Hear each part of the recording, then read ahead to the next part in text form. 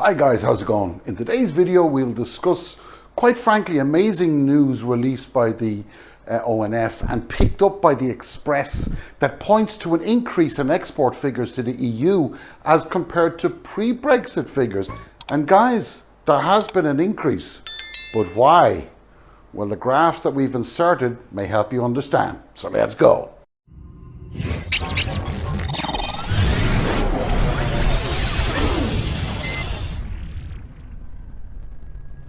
In the article, it claims furious Brits have lashed out at the Europhile opponents as global Britain's exports continue to soar outside the EU.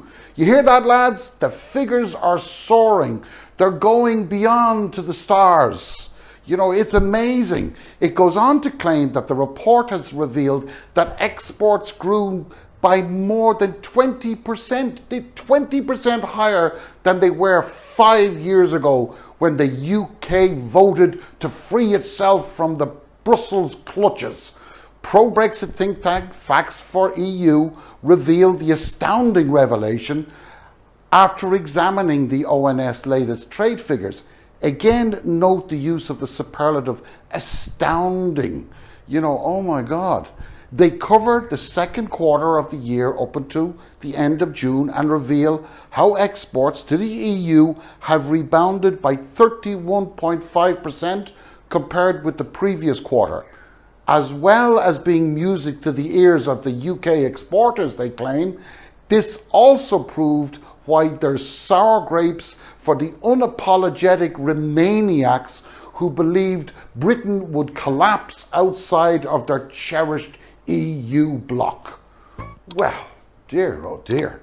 Now, let's ignore the fact that the Express announced this exclusive revelation, despite also mentioning that the article came from Facts to EU, not for themselves, but commenting on the original Express.co.uk story. Furious Brexiteers, we learn, claimed hit back, insisting that the figures prove the exact opposite. Well, they have got their pickles in a twist, but they are partially correct, and we can't ignore that. Well, we can't ignore it. But what have the opposition done? What have the pro-Remain Lib Dems done? What has the pro-Remain SNP done to counter this headline? You know, the headline trotted out by the usual suspects. Let me help you out. They have done nothing. Nada. Not a word, not a post, not even a comment. This time I was really hoping that they would say something, but they chose not to, and they just simply want to avoid the Brexit word. Now, take a note, Keir, take a note, Nicola. Sticking your head in the sand like an ostrich doesn't take away the danger. It could, however, accelerate your inevitable demise as you raise your ass high up in the air, unguarded, and welcoming the nearest hobnail boot to lift that backside to a new height. And you won't need to have Elon Musk or Richard Branson on speed dial to launch you into outer space. That'll happen all by itself. Anyway, being the dumb bloke that I am, I had to read up on these figures, and honestly speaking, I had to double check what I was seeing, because there was an increase. So I called the ONS to speak with the author of the report, and Miss Hannah Donnarima, I think is how she pronounced her name. There was just one question I needed to ask, which was, how could the exports be higher to the EU when there is a massive problem with freight? How could that happen? Alas, despite making 4 phone calls to her office, I got no reply, but I trudged on in the hope to find the elusive key that will eventually unlock the stable to the unicorns that we've all been promised. So let me tell you why the figures read as they did, and let me tell you why there is no key, there are no unicorns. Okay? The first thing to note is where the data comes from and how it's formulated. The ONS figures relate to all traded goods, no matter their origin. The EU count goods coming from the UK, but not made, say, in China, as goods from China coming out of the UK are not UK goods, they're Chinese goods. Okay? The ONS count those Chinese figures and all other goods coming from outside the UK that are distributed into the EU as UK manufactured exports. So there's your first clue. But just in case the Farage and his fools gang, or the Boris and his buffoons, muppets, want to challenge that, I've left a link to the descriptions below, okay? So again, we do our research. Now, along comes the second reason, and far more obvious. Facts for You lied. The difference is 4%, not 20%. And when you hear the next one, then you will realize just how bad things have become and are likely to continue, and may even explain much of the green politics we've been hearing recently from the Conservatives. I don't know whether you've noticed, but over the last month, they haven't shut up about it.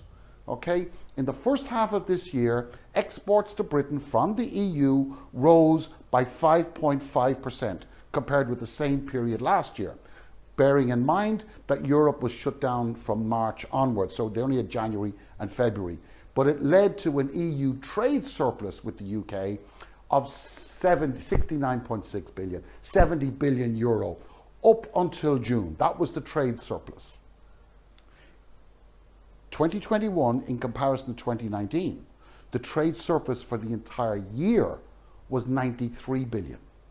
So it was 70 billion up until June in 2021, but for the entire 2019, it was 93 billion. Now with the UK opening up, you can expect that year-end figure rather to be probably hovering around 140 billion. But like everything else about Brexit, it just keeps on giving.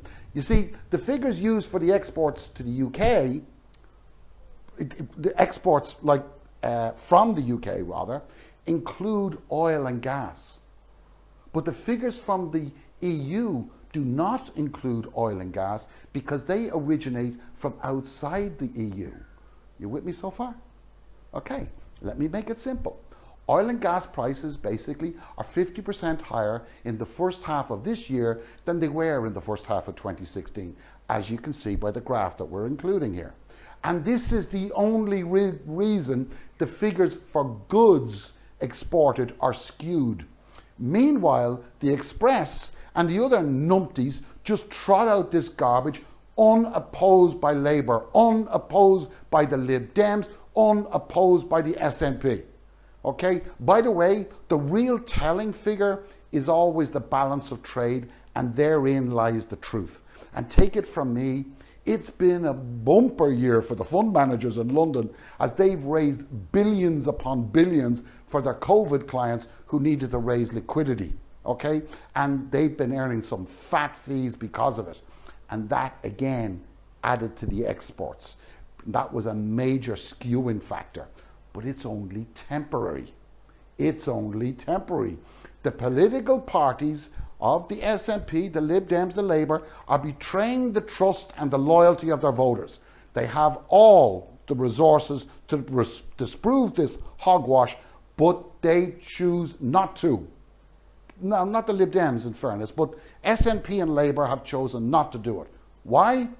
Because they do not have the belief that they themselves have the ability to change people's minds. They do not have the strength in their own conviction. They pander and hide behind the ridiculous rhetoric that the voters have spoken, while they know full well that the voters hadn't got a bloody clue what they were doing, because they voted for self-harm, they voted for economic annihilation. The Labour Party were in turmoil in 2016, and they need to own up to that fact. They need to tell the voters that they let them down. They need to show their real mettle. And if there needs to be a split between the North and the South, as in around the London area and the Northern Territories, then so be it. If Starmer cannot accept that the UK, and especially the Labour Party, screwed it up in 2016, then they simply do not deserve to be given the reins of power. They do not deserve it. This is a time for self-sacrifice. This is a time to stand up and be counted, a time to be judged by your own peers, to fall on your own sword, and if circumstances demand it, because even if such a drastic action was to occur, Labour too could rise from the ashes and become victorious, because unless and not until Labour accepts its own responsibility, there is little hope. And Labour must step up to the plate. They must step up to the plate. Thanks for watching. See you on the flip side.